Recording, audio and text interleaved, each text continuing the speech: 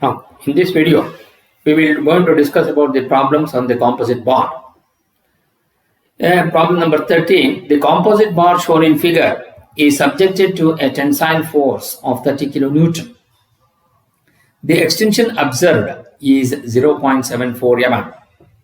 Find the Young's modulus of brass if Young's modulus of steel is 2 into 10 to the power of 5 Newton per mm square and stress in the material.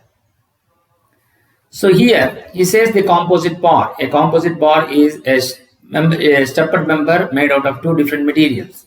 In this case, you can see the one member is made out of steel and the other one is made out of brass, having an axial tensile load of 30 kilonewton. Having the steel bar having the diameter 30 and the length of the steel bar is 800 mm, and similarly the brass bar having 20 mm diameter to a length of 600 mm. And the total extension is observed. He has given that the total extension is given is 0.74. Find the Young's modulus of brass. I need to find out what is the Young's modulus of brass. If the Young's modulus of steel is given to be 2 into 10 to the power of 5 Newton per mm square, and also stress in the material. So to do that, so the data whatever is given is written here. P is equal to 30 kilonewton, so that means 30 into 10 to the power of 3 Newton. And what is the total delta L? The extension observed is 0.74 mm.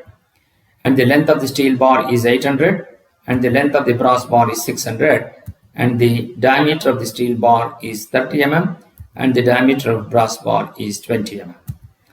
So what is the total extension of the bar? Delta L will be equal to extension of the steel bar plus extension of the brass bar. Delta L will be equal to delta L of S plus delta L of B. Now what is the extension of the steel bar? Delta LS will be equal to, so what is that? See, deformation in the stepped bar, that is P into L by A into E.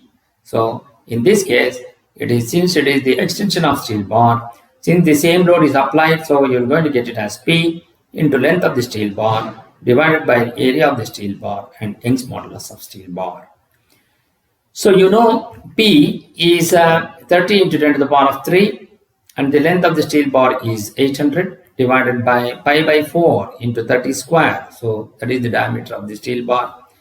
Into Young's modulus is 2 into 10 to the power of 5. You substitute all these values, and on simplification, the calculated value of delta LS will be equal to 0.17 mm. So now we got the extension of steel bar. So we know the extension, the total extension of the brass bar, total extension of the bar is given.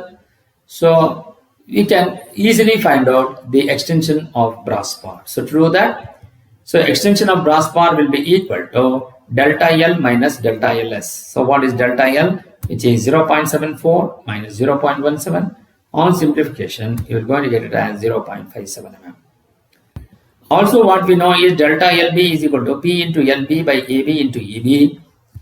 So we know delta LB, which is 0.57. You know P, that is 30 into 10 to the power of 3. You know the length of the brass bar, it is 600 divided by pi by 4 into 20 square into Young's modulus of the brass bar, which I need to find out. So on simplification of this, cross multiplication and simplification, the Young's modulus of the brass bar will be equal to 1.005 into 10 to the power of 5 Newton per mm square. So this is how you will be able to find out the Young's modulus, and we need to find out the stresses. Stresses in the steel bar will be equal to sigma S is P by AS. You know P is 30 into 10 to the power of 3 divided by pi by 4 into 30 square. So you are going to get it as 42.44 mm square, Newton per mm square. And similarly, the stress in this brass bar is given by P by A into B by AB. So what is P? 30 into 10 to the power of 3 divided by pi by 4 into 20 square. So on simplification, you are going to get it as 95.5 Newton per mm square. So this is how you will be able to solve this problem. Now we will go for the one more problem. A member formed by a connecting, that is the problem number 14. A member formed by connecting a steel bar to an aluminum bar, which is as shown in the figure. assume that the bars are prevented from buckling sideways. So that means there is no buckling. Calculate the magnitude of the force P that will cause the total length member decrease by 0.3.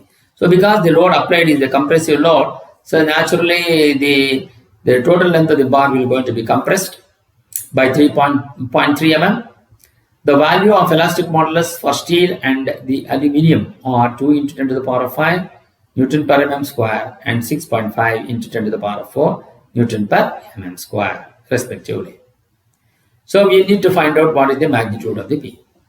So here we have the aluminium bar having the length of 300 mm and the bar cross section is 100 by 100, which is a square cross sectional bar. And again the length of the steel bar is 200 mm and the steel bar having the cross section 60 by 60 mm. So once you do that, so what is the total compression of the bar? Delta LB will be equal to compression on the steel bar plus compression on the aluminium bar. So that will be equal to P into LS by AS into ES plus P into LA by AA into EA. So that will be equal to, take out the common factor as P into LS by AS into ES plus LA by AA into EA. So what is the total compression of the bar? It is given as 0.3. So that will be equal to P, which I need to find out, divided by the length of this P into the length of the steel bar is 200 divided by area of the cross section of the steel bar is 60 into 60, which is a square cross section, into Young's modulus of the steel bar is 2 into 10 to the power of 5 plus the length of the aluminium bar, which is 300 divided by area of aluminium is 100 by 100 into Young's modulus of the aluminium bar is 6.5 into 10 to the power of 4. So on simplification, applied force P will be equal to 405,780 Newton. So that will be equal to 405.78 kilonewton. So this is how you will be able to solve this particular problem. If you find this video is useful, please subscribe to my channel. Thank you.